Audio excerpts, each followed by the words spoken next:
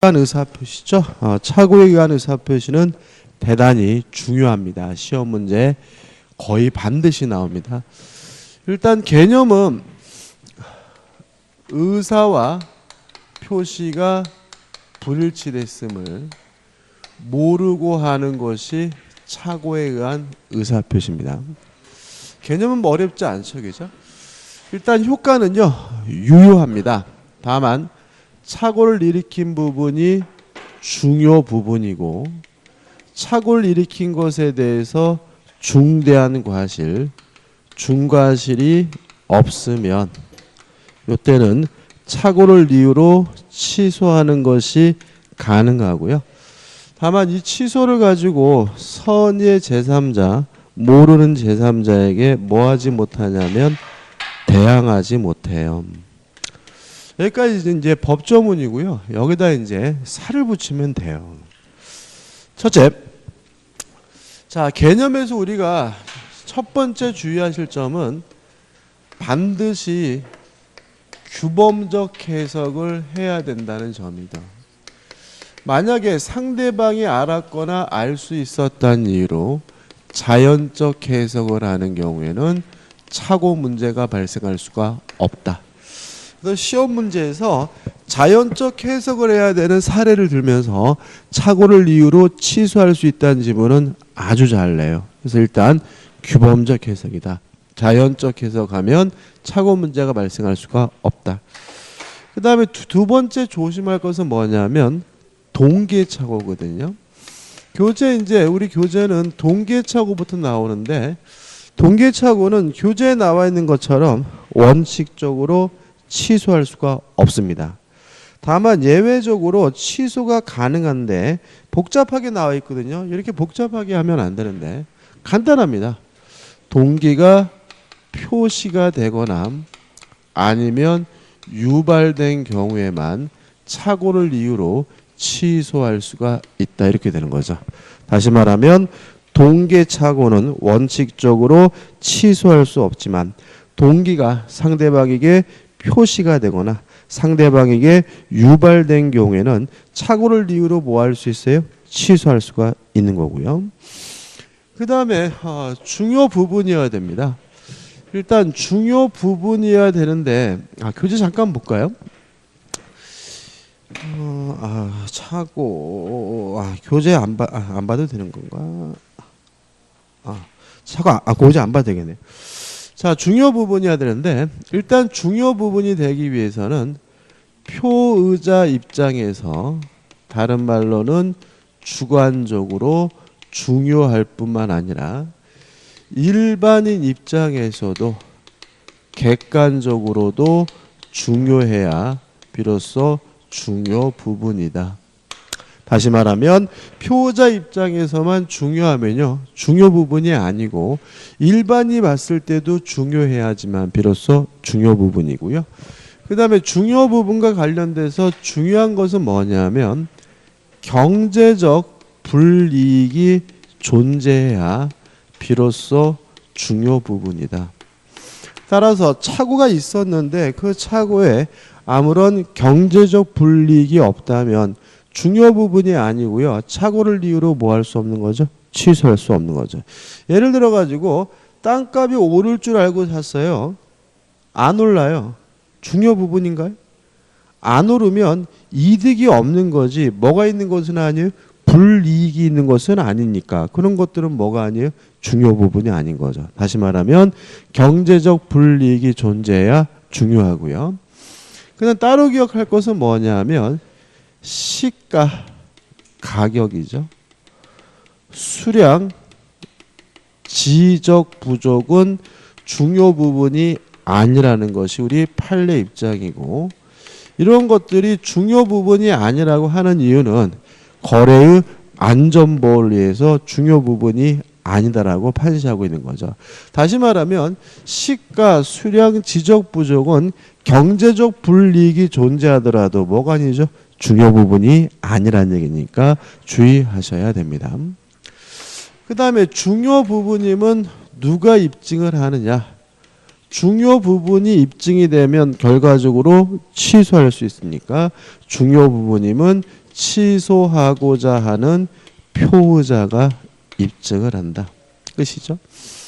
그 다음에 중대한 과실이 없어야 착오를 이유로 취소할 수 있어요. 그럼 여기서 주의하실 것은 단순한 과실이 존재하는 경우에는 취소하는 것이 가능하지만 단순한 과실이 아니라 중과실이 존재하는 경우에는 원칙적으로 착오를 이유로 뭐 할 수 없다는 얘기죠?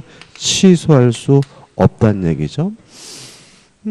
그러면 과실과 중과실을 구별해야 되는데 일단 과실은 단순히 알 수 있는데 모르는 게 뭐죠? 과실이고 중과실은 누구나 당연히 알 수 있는데 모르는 게 중과실이에요. 다시 말하면 단순한 주의 의무를 위반한 것은 뭐가 돼요? 과실이고 현저하게 주의 의무를 위반한 것은 뭐가 되는 거죠? 중대한 과실이 되는 거거든요. 이거 어떻게 구별할 것인가에 대해서 우리 판례는 이렇게 이해를 합니다. 누군가를 신뢰했기 때문에 확인을 안 했어요. 그럼 이거는 뭐죠? 과실입니다. 따라서 착오를 이유로 취소하는 것이 가능하고요. 이에 반해서 아무런 이유도 없어요. 이유도 없는데도 불구하고 무작정 확인을 안 했다면 그것은 중대한 과실이기 때문에 원칙적으로 착오를 이유로 취소할 수가 없어요. 한번 예를 들어 볼게요. 공장을 건축하려고요. 토지를 매수했어요.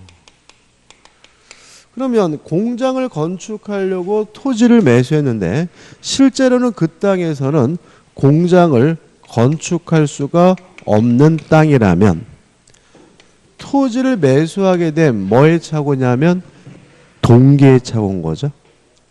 그죠? 내가 지금 공장을 지으려고 땅을 매수했는데 실제로는 뭐죠? 공장을 지을 수가 없는 땅이었어요. 그러면 이거는 동기의 착오니까 원칙적으로 착오를 이유로 뭐 할 수 없는 거예요? 취소할 수 없는 거죠. 다만 이 동기가 표시가 되거나 아니면 상대방으로부터 유발된 경우에만 착오를 이유로 뭐 할 수 있는 거예요? 취소할 수 있는 건데 착오를 이유로 취소할 수 있다는 말은 무작정 취소할 수 있다는 말은 아니고 그것이 중요 부분이고 중대한 과실이 없어야 착오를 이유로 뭐 할 수 있다는 얘기죠? 취소할 수 있겠죠. 자, 중요 부분일까요? 공장을 지으려고 땅을 샀는데 공장을 지을 수가 없게 됐다면 명백히 뭐가 존재하는 거죠? 경제적 불이익이 존재하는 거니까 중요 부분이죠. 그 다음에 또 뭐가 없어야 돼요? 중대한 과실이 없어야 되겠죠. 근데 만약에 매도인이 공장 건축이 가능하다길래 믿고 신뢰하고 확인을 안 했어요. 그럼 이거는 뭐죠? 과실이니까 착오를 이유로 뭐 하는 것이 가능해요? 취소하는 것이 가능하겠지만 아무런 이유도 없어요. 근데 무작정 공장을 지을 수 있는지 없는지를 확인 안 했다면 그때는 뭐가 되는 거죠? 중과실이 되기 때문에 착오를 이유로 뭐 할 수 없는 거죠? 취소할 수가 없는 거죠. 이해되시죠? 그죠? 뭐 이런 식으로 따져보게 됩니다. 그 다음에 중과실이 존재하면 원칙적으로 착오를 이유로 취소할 수가 없는데 우리 판례에 따른다면 만약에 상대방이 표의자의 중대한 과실을 이용해 처먹었다면 이때는 착오를 이유로 취소하는 것이 가능하다는 것이 우리 판례 입장임도 꼭 기억해 두시고요. 그 다음에 중과실이 존재한다는 사실을 누가 입증하느냐. 만약에 표의자에게 중과실이 있다는 사실을 입증하게 되면 뭐 하지 못하죠? 취소하지 못하게 어서 오십시오.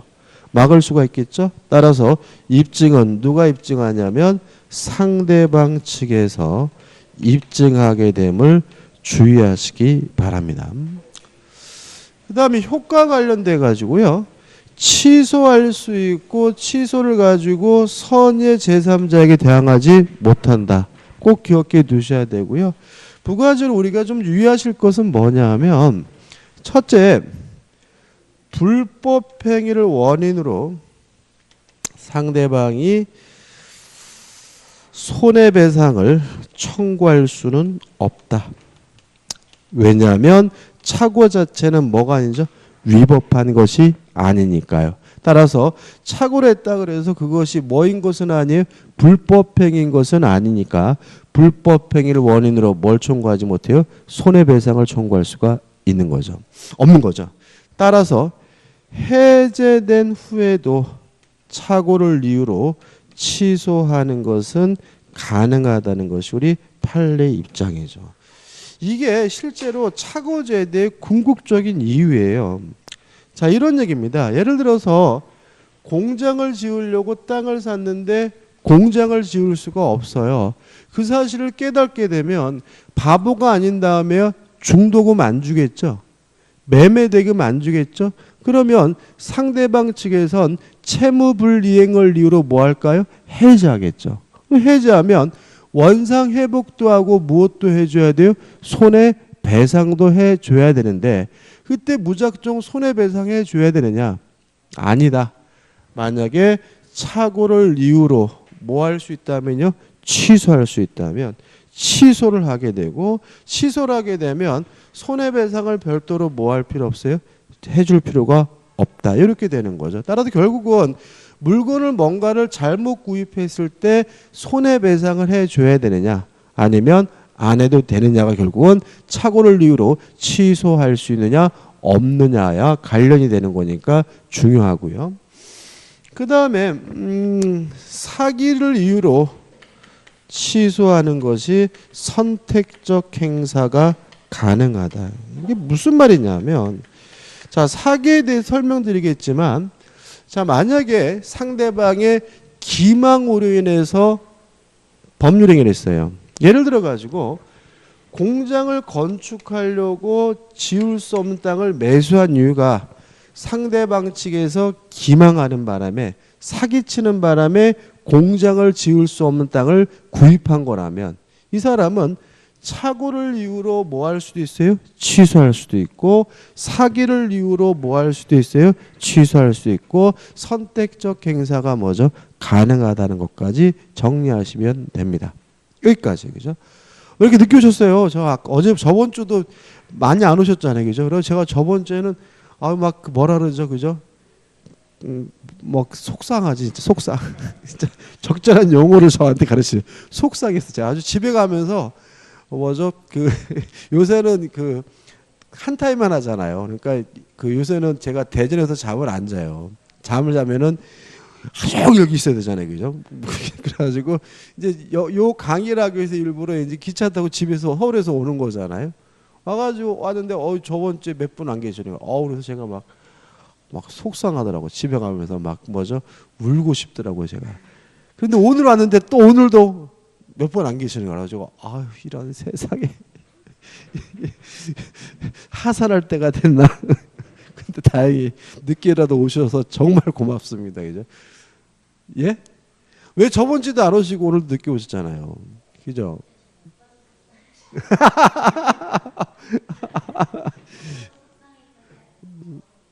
그런가요?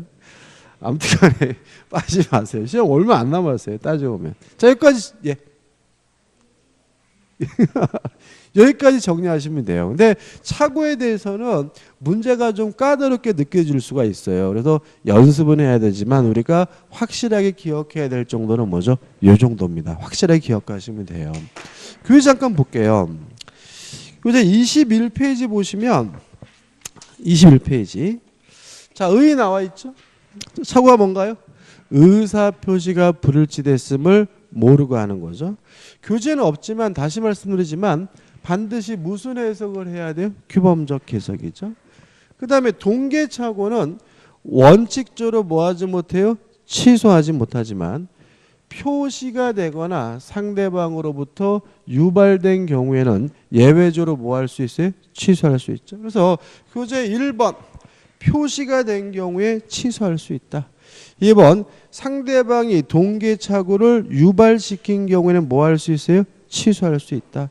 3번은 갑자기 이거죠. 그죠? 사기를 당했으면 사기를 이유로 취소하거나 착오를 이유로 취소하거나 뭐 할 수 있어요? 선택할 수가 있다. 5번도 마찬가지, 4번도 마찬가지예요. 그래서 동계착오가 상대방 또는 제3자의 사기로 인하여 이루어진 경우에는 사기를 이유로 취소하거나 착오를 이유로 취소하거나 뭐 할 수 있어요? 선택할 수가 있다. 뒤에 나올 내용인 거죠. 그 다음에 3. 착오로 인한 취소의 요건에서 넘겨보시면 1. 무슨 착오해야 돼요? 중요 부분에 착오해야 되는 거죠. 그래서 이래가지고 동그라미 1번과 동그라미 2번은 뭐냐면 요거죠. 표의자 입장에서 주관적으로 중요할 뿐만 아니라 일반 입장에서 객관적으로도 뭐가 해야 돼요? 중요해야 된다는 말이 나오고 있고요. 2번에서 이제 구체적인 예들이 나와요. 예들이 나오는데 이 예들을 보실 때 항상 머릿속에 뭐가 있어야 돼요? 경제적 불이익이 있으면 중요한 거다. 교재에 나와 있는 예들이 시험 문제 나온다는 보장은 없는 거예요. 그죠? 굉장히 많은 거니까. 그죠? 경제적 불이익이 있으면 뭐예요? 중요 부분이거든요. 그러면 동그라미 1번. 토지 매매 위치, 경계, 현황 이런 게 잘못돼서 뭐가 있다면요? 경제적 불이익이 있으면 뭐가 돼요? 중요 부분이지만 시가, 수량 지적 부족은 뭐가 아니에요? 중요 부분이 아니다. 따로 기억해 두셔야 되고요. 그 다음에 2번 해가지고 나와 있는 것도 다 뭐예요? 경제적 불이익이 있으면 뭐가 되는 거죠? 중요 부분인 거죠. 근데 조심할 것은 뭐냐면 동그라미 2에서 매매 등에 있어서 소유자에 대한 착오 이게 무슨 말이에요? 자, 갑돌이 땅인 줄 알고 땅을 샀거든요. 근데 나중에 보니까 갑순이 땅이에요. 이거를 갑돌이 땅이 아니라 갑순이 땅이면은 등기를 못 받겠구나. 경제적 불이익이 있네. 큰일 났네. 착오의 중요분 이렇게 가면 안 되는 거예요. 착오는 이행이 된다는 걸 전제로 하는 거예요.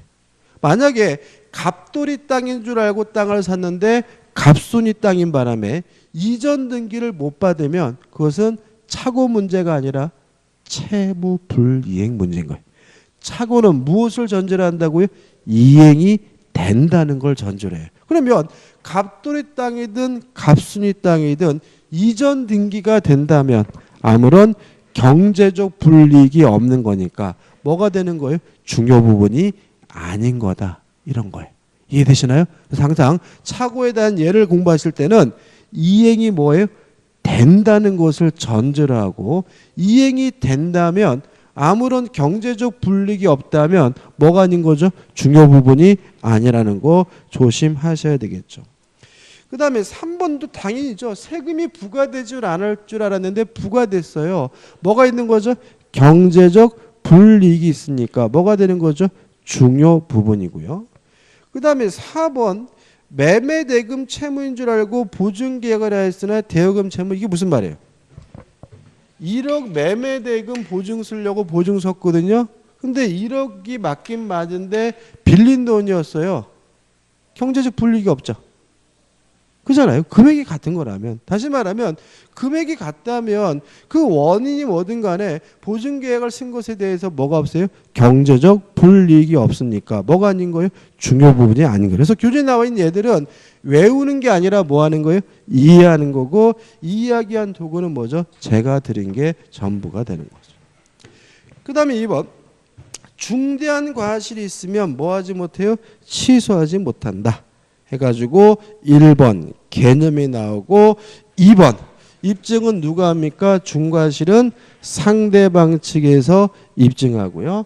다만 상대방이 3번 중대한 과실이 있다는 사실을 상대방이 뭐에 처먹었어요? 이용에 처먹었으면 뭐 할 수 있죠? 취소할 수가 있는 거죠. 그 다음에 효과 1번 착오를 이유로 취소할 수 있고요. 취소하게 되면 소급해서 무효가 되니까 이행하기 전이면 이행할 필요가 없고 이행한 것이 있다면 부당이득 반환을 받는데 그거는 여기서 공부할 게 아니라 뭐죠? 취소해서 공부할 내용인 거고요. 우측에 보시면은 선의 제3자에게 대항하지 못한다. 그 다음에 4번 다시 말하지만 해제된 후에도 착오를 이유로 뭐 할 수 있어요? 취소할 수가 있다. 그 다음에 7번 상대방은 불법 행위를 원인으로 뭘 청구하지 못합니까? 손해배상을 청구하지 못한다. 나머지 내용은 우리가 취소해서 공부할 내용입니다. 적용 범위 특별한 건 없고요. 3번 화해계약은 원칙적으로 착오를 이유로 취소하지 못하고요. 5 해가지고 착오와 담보 책임은 담보 책임만 주장할 수 있고 착오로는 뭐 하지 못해요? 취소하지 못한다는 것도 기억해 두시기 바랍니다. 자, 여기까지입니다. 그죠? 그래서 여러분들이 머릿속에 반드시 숙지해야 될 내용은 이 정도 거고요. 아주 타이트하게 숙지하셔야 돼요. 어차피 착오는 시험 문제가 뭐예요?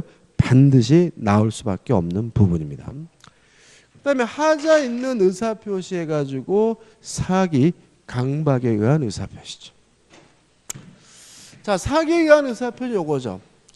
기망, 속였더니 기망으로 인해서 착오가 일어나고요. 그 착오에 의해서 일정한 의사를 표시하면 이게 뭐죠? 사기에 의한 의사표시다. 물론 이걸 빼면 어차피 이것도 뭐죠? 착오죠. 따라서 사기를 당한 사람은 착오를 이유로 취소하거나 사기를 이유로 취소하거나 뭐 할 수 있죠? 선택할 수가 있다는 걸 알 수가 있고요.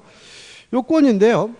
첫째, 반드시 뭐가 필요하냐면 기망이 있어야 돼요.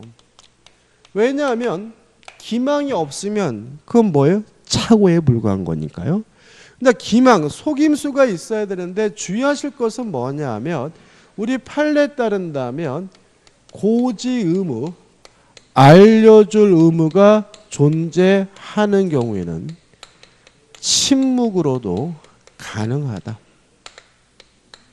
다시 말하면 단순히 침묵은 기망 사기가 아닌데 뭐 할 의무가 있어요? 알려줄 의무, 고지 의무가 있는 경우에는 암소리 안 하는 침묵도 뭐가 돼요? 기망이다. 이게 판례인 거죠. 그동안 시험에 나왔던 것이 두 가지입니다. 첫째, 아파트를 분양하면서 인근에 쓰레기 매립장이 있다는 사실에 대해서 안 알려줬어요. 그러면 아파트 인근에 쓰레기 매립장이 있다는 사실에 대해서 뭐가 있는 거죠? 고지 의무가 있으니까 침묵하는 것도 기망이고 사기다. 또 아파트 인근에 대단히 공동묘지가 있다는 사실도 안 알려줬어요. 그것도 뭐가 있는 거죠? 고지 의무가 있는 것이니까 암소리하는 침묵은 뭐가 돼요? 기망이다. 근데 단순히 가격을 안 알려주는 거는 뭐가 아니에요? 기망이 아닌 거죠. 예를 들어 가지고 1억짜리 아파트가 있는데 누가 와서 1억 5천에 팔라고 하길래 암소리 안 하고 1억 5천에 매매 계약을 했어요. 그러면 이 사람에게 아저씨 정신 차리세요. 이 아파트 1억이 아니라 1억 5천이야라고 말할 뭐는 없는 거죠? 고지 의무는 없는 거니까. 그거는 뭐가 아니에요? 사기가 아니다.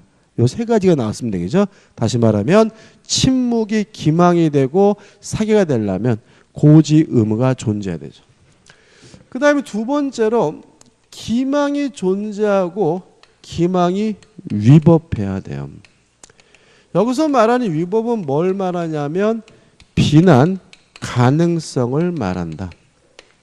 다시 말하면 모든 기망, 속임수가 다 사기인 것은 아니고 비난할 정도여야 비로소 뭐가 돼요? 사기고 위법한 거다. 이거 우리 판례 입장이죠. 그래서 가장 많이 나오는 게 뭐겠어요?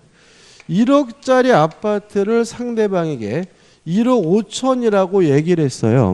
그러면 1억짜리 아파트를 1억 5천이라고 얘기한 것은 명백히 뭐예요? 기망인데 그래도 사기는 아니다. 왜냐하면 물건을 파는 사람은 한 푼이라도 더 받으려고 생각하는 것이 뭐예요? 인지상정이고요. 따라서 가격을 높게 부르는 것은 뭐 할 수 없는 거죠? 비난할 수가 없는 것이기 때문에 뭐가 될 수 없어요? 사기가 될 수 없다는 것이 우리 판례 입장입니다. 세 번째, 고의여야 됩니다. 쟤는 여기서 답을 많이 찾아요. 과실로 기망한 것은 뭐가 되지 않아요? 사기가 되지 않습니다. 예를 들어서 옛날에 그 청경자 화백의 미인도 위작이냐 진품이냐 말이 많잖아요. 그죠? 특히 가장 엽기적인 것이 그림을 그린 본인이 내가 그린 게 아니다 라고 주장하는데도 그게 위작이 아니라 뭐죠? 정상적인 작품이라 감정을 했잖아요. 근데 만약에 예를 들어서 그 그림이 위작으로 밝혀졌어요. 그러면 그 미인도를 판매한 사람이 그것이 사기가 되느냐? 사귈 수는 없는 거죠. 왜냐하면 그 사람도 위작인지 진품인지 어떻게 몰랐잖아요. 결과적으로 그것이 만약에 가짜임이 밝혀지더라도 그것은 과실로 기망한 것이니까 뭐가 될 수 없어요? 사기가 될 수가 없는 거죠. 그게 사기가 되려면 그 판매하는 사람은 그것이 위작인 줄 알면서도 진품이라고 했다는 뭐가 있어야지만요? 고의가 있어야지만 사기고 고의가 있어야지만 사기가 성립된다는 것이 우리 판례 입장이고요. 그 다음에 요 고의는 2단의 고의여야 됩니다. 2단의 고의라는 말은 뭐냐면 기망을 해서 착오를 일으키겠다는 1단계 고의와 착오를 일으킨 사람으로부터 일정한 의사표시를 받겠다라는 뭐요? 2단계의 고의가 있어야 돼요.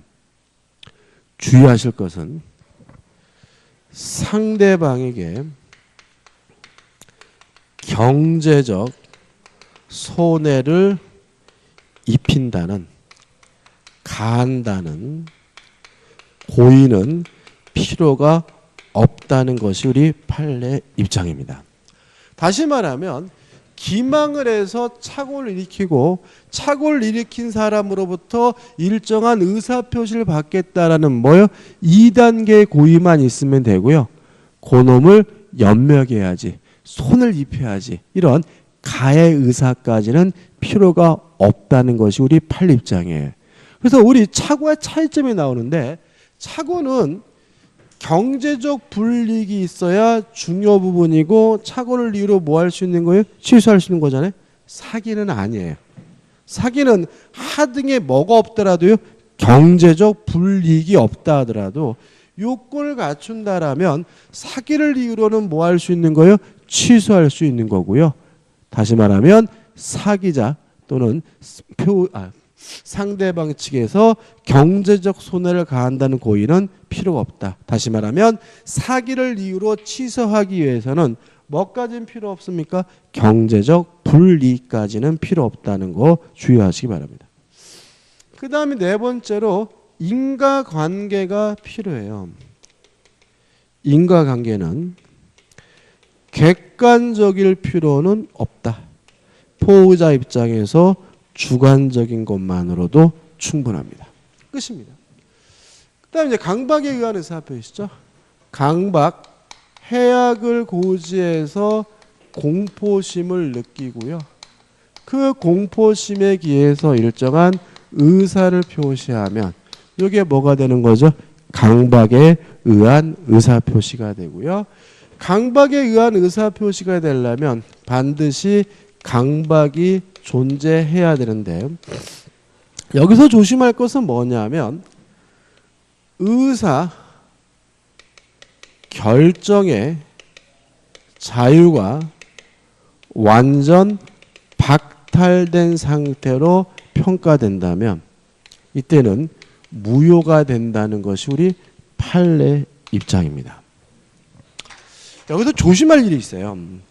자, 강박을 당했다면 강박을 이유로 취소할 수 있을지언정 그 자체가 반사회적인 것은 아니에요. 기억나시나요?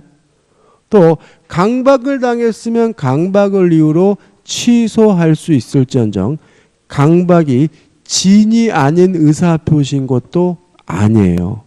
그럼 여기서 왜 의사결정의 자유가 완전 박탈된 상태라면 무효가 되느냐에 대해서 우리 판례는 반사회적에서 무효라는 말이 아니라 의사, 무능력자와 다름이 없기 때문에 유사하기 때문에 무효가 된다는 것이 우리 판례 입장임을 주의하시기 바랍니다.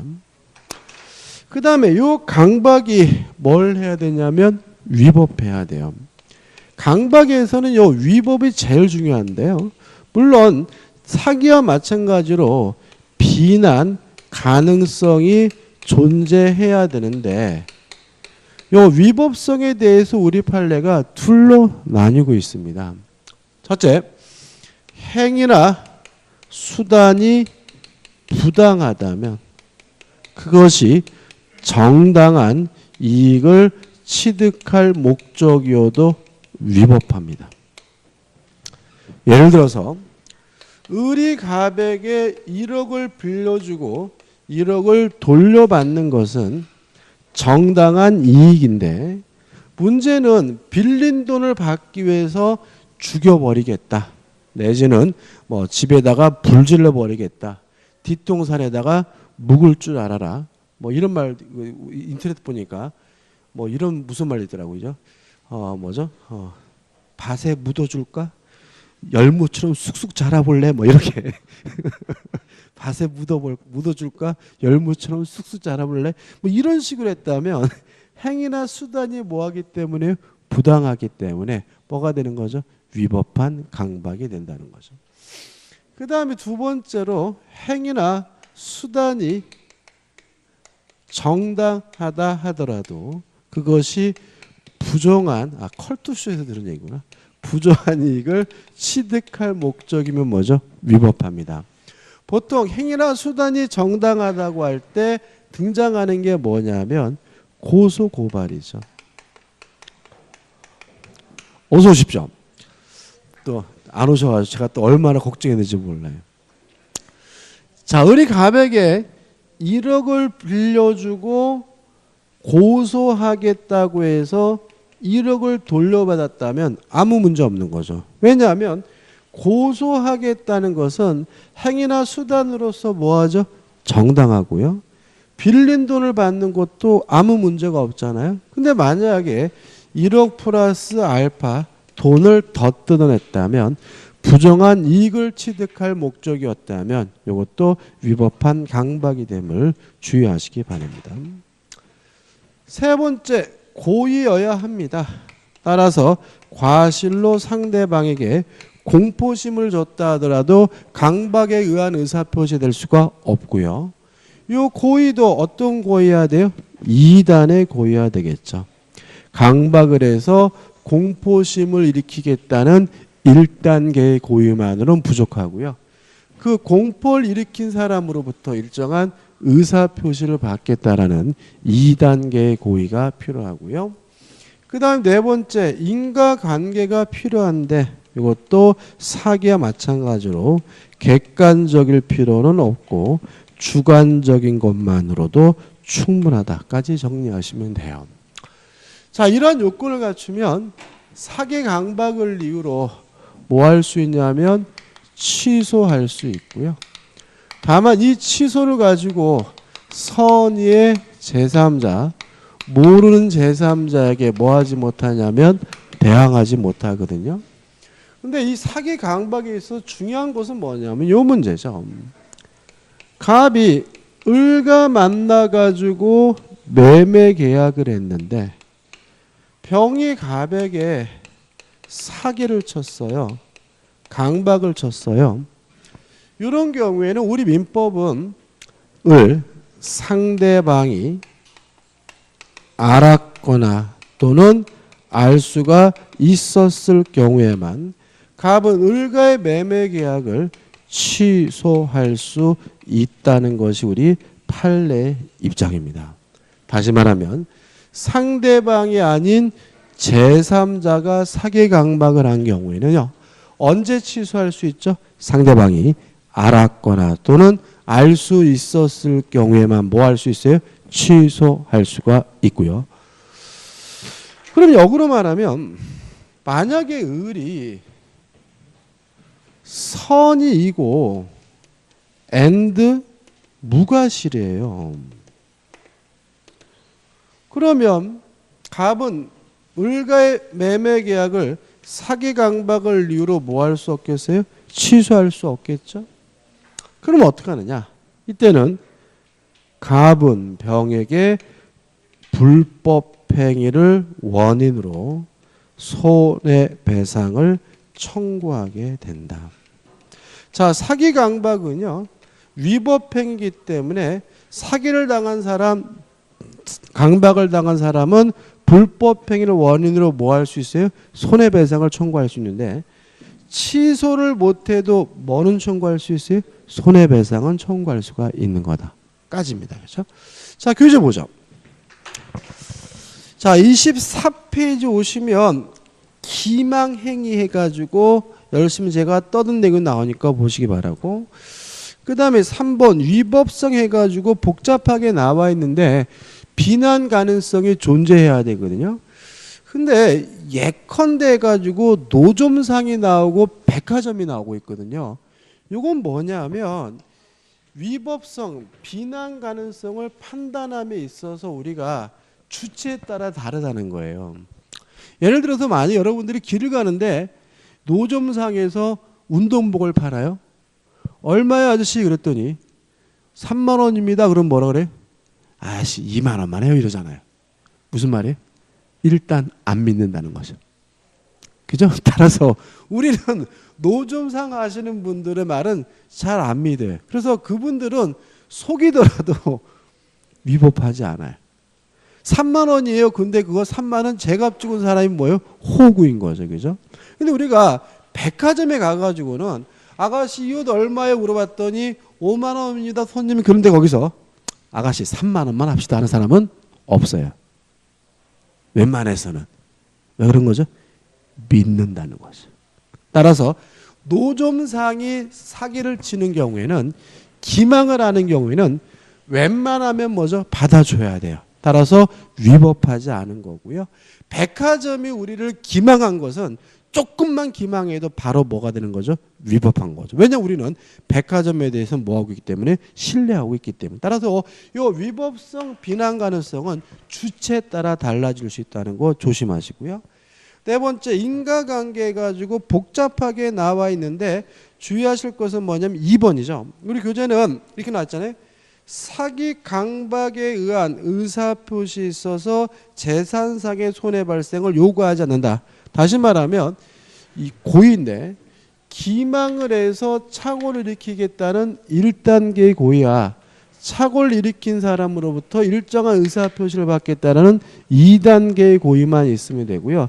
상대방이 경제적 손해를 당한다는 고의는 뭐죠? 필요가 없다. 따라서 상대방이 경제적으로 손해를 안 입었더라도 사기를 이유로는 뭐 할 수 있어요? 취소할 수 있다. 착오와 차이점이 될 수 있으니까 주의하시기 바라고요. 4번 지문은 착오에서 취소에서 볼 문제죠. 그 다음에 강박에 의한 의사표시에서 요건들이 나오죠. 한번 보시면 될 것 같고, 우측에 보시면 하자에 있는 의사표시 효과에서 2. 상대방이 사기 강박을 했으면 뭐 할 수 있어요? 취소할 수 있다. 3. 제3자의 사기 강박의 경우에서 상대방이 없으면 취소할 수 있는데, 2. 상대방이 있는 경우에는 상대방이 알았거나 알 수 있어야지만 뭐 할 수 있어요? 취소할 수 있고, 밑에 두 번째 줄 또 나오는데, 다시 말하면 사기와 착오는 뭐 할 수 있어요? 선택적 행사 가능하다. 계속 나오고 있죠. 그 다음에 넘겨보시면 4가 나오죠. 자, 이건 어떤 문제냐면, 빼먹었네요. 왜 병은 지가 사는 것도 아닌데 갑에게 사기 강박을 했을 것이냐. 이 문제에 대해서 우리 판례는 두 가지가 있다는 거죠. 병이 을의 피용자인 경우와 병이 을의 대리인인 경우가 있을 텐데, 피용자는 여기서 말하는 뭐가 되냐면 제3자가 됩니다. 따라서 피용자가 사기 강박을 했다면 을이 알았거나 알 수 있어야지만 갑은 매매 계약을 뭐 할 수 있는 거죠? 취소할 수 있는 거고요.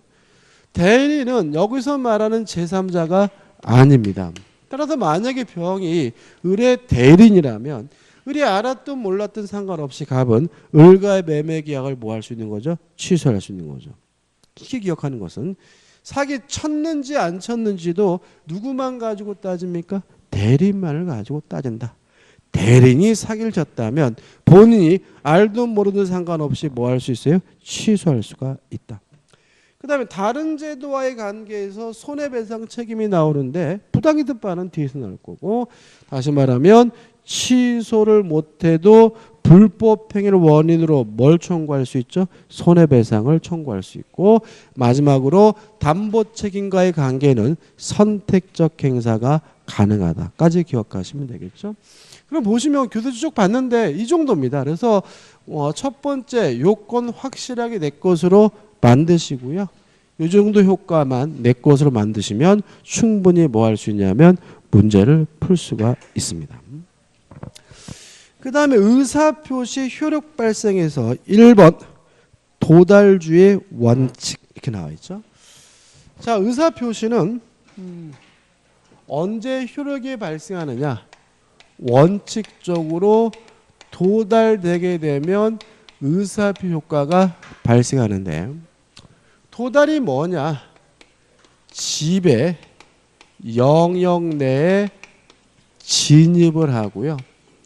언제든지 마음만 먹으면 요지 가능한 상태에 놓인다면 도달된 것이고 의사표 효과는 발생하게 되는 거죠. 여기서 좀 생각해 볼 게 있어요. 자, 집의 영역 내에 진입한다는 말은 상대방 본인이 직접 받는 것뿐만 아니라 동거하는 가족이나 가정부 파출부가 받는 것도 뭐죠? 도달인 거죠. 그죠? 왜요? 집의 영역 내에 진입한 거니까요. 근데 주의하실 것은 상대방 집의 영역 내에 진입했더라도 뭐가 있어야 돼요? 요지 가능성이 있어야 되므로, 만약에 요지 가능성이 결여가 되면 그때는 뭐 되지 않아요? 도달되지를 않아요. 그래서 우리 시험에 나왔던 것들이 뭐가 있냐면은 첫째, 즉시 회수입니다.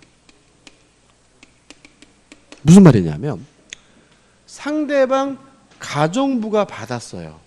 집의 영역에 진입한 거잖아요.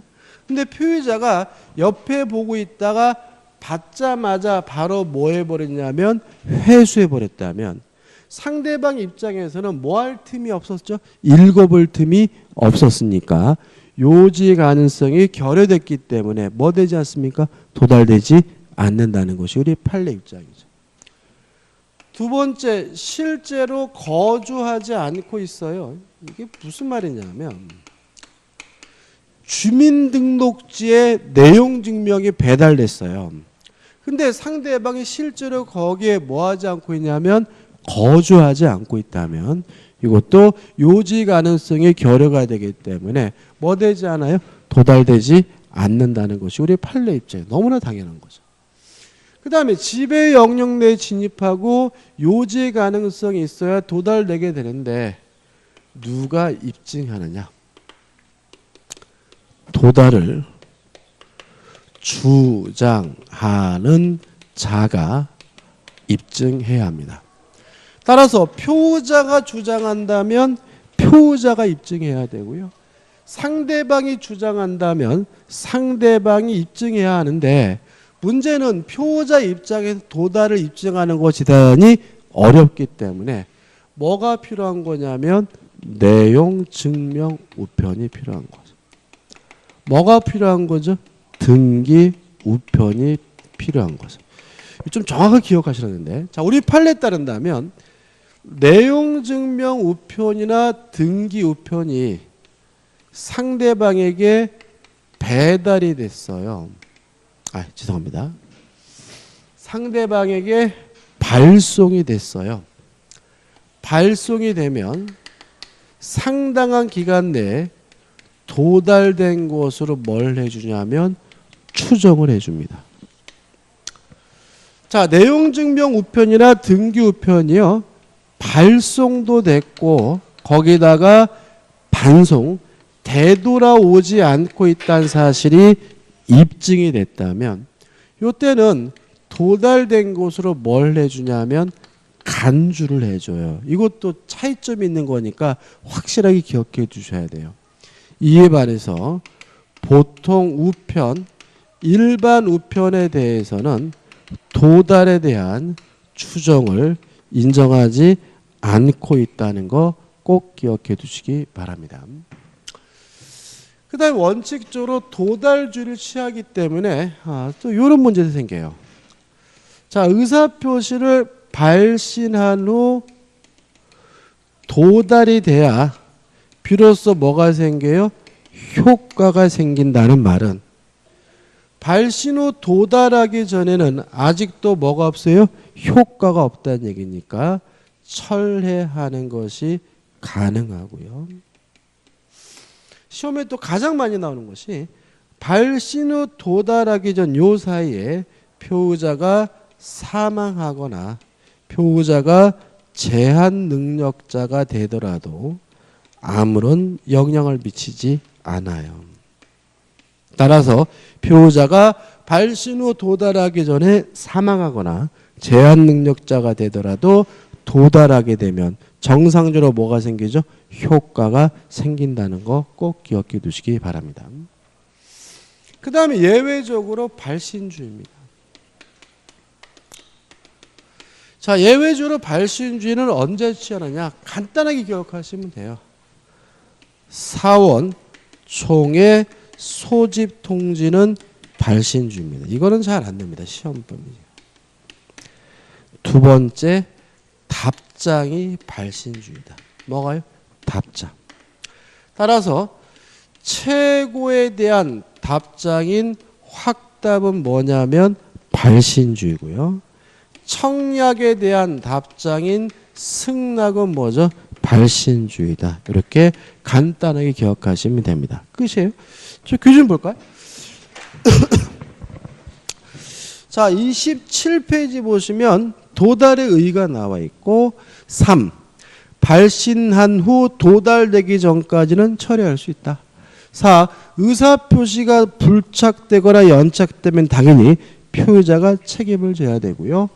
5. 발신 후 도달절 사정병역. 발신 후 도달하기 전에 표의자가 사망하거나 제한 능력자가 되더라도 아무런 영향을 미치지 않는다. 그 다음 넘겨보시면 발신주에서 총 5가지가 나와 있지만 실제로는 뭐가 되는 거죠? 2가지인 거죠. 자, 일단 4번 사원총의 소집 통지는 뭐예요? 발신주의고 나머지 4가지는 다 뭐가 되는 거예요? 답장인 거죠. 1. 최고에 대한 답장인 확답은 뭐죠? 발신주의. 2. 최고에 대한 답장인 확답은 뭐죠? 발신주의. 3번도 마찬가지죠. 최고에 대한 확답은 뭐죠? 발신주의. 5. 격지자 간의 승낙 뭐에 대한 답장입니까? 청약에 대한 답장인 승낙은 뭐죠? 발신주의죠. 그 다음에 3번 의사표시 공시송달인데 효과는 우리한테 의미가 없고 요감. 자, 언제 공시송달하냐면요.